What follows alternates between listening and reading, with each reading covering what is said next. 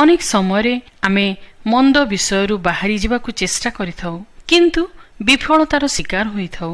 ଶେଷରେ ଆମେ ପରୀକ୍ଷାରେ ପଡ଼ିଯାଇଥାଉ ଓ ବିନା କାରଣରେ ଆମେ ଅନ୍ୟ ଉପରେ ଆମର କ୍ରୋଧ ପ୍ରକାଶ କରିଥାଉ ଓ ନିଜ କାର୍ଯ୍ୟରୁ ବିମୁଖ ହୋଇଯାଇଥାଉ। ଆପଣଙ୍କ ପଶ୍ଚାତ ବିଷୟକୁ ମନରେ ଭାବି ବା ସେସବୁକୁ ମନରେ ପକାଇ ମନ ଦୁଃଖ କରନ୍ତୁ ନାହିଁ। ଯାହା ଆମ ଜୀବନରେ ଘଟିଯାଇଛି ତାକୁ ଆମେ ଆଉ ବଦଳେଇ ଦେଇପାରିବାନି। ଆମେ ଈଶ୍ୱରଙ୍କ ନିକଟରେ ନିଜ ପାପକୁ ସ୍ୱୀକାର କରିବା, ତେବେ ସେ ନିଶ୍ଚୟ ଆମମାନଙ୍କୁ କ୍ଷମା ପ୍ରଦାନ କରିବେ। ତେବେ ଆସନ୍ତୁ ଆମେ ଆମର ପଶ୍ଚାତ ବିଷୟକୁ ଭୁଲି ପ୍ରଭୁଙ୍କଠାରେ ଆନନ୍ଦ କରିବା। ତେବେ ସେ ଶାନ୍ତି ଆମ ହୃଦୟରେ ବାସ କରିବ। ତେବେ ଆମ ଜୀବନ ଗୋଟିଏ ଅର୍ଥପୂର୍ଣ୍ଣ ଜୀବନ ଭାବରେ ବଞ୍ଚିପାରିବା। ଆଜି କ'ଣ ଆମେ ଆମ ବିଶ୍ୱାସରେ ଦୃଢ଼ ଅଟୁ କି?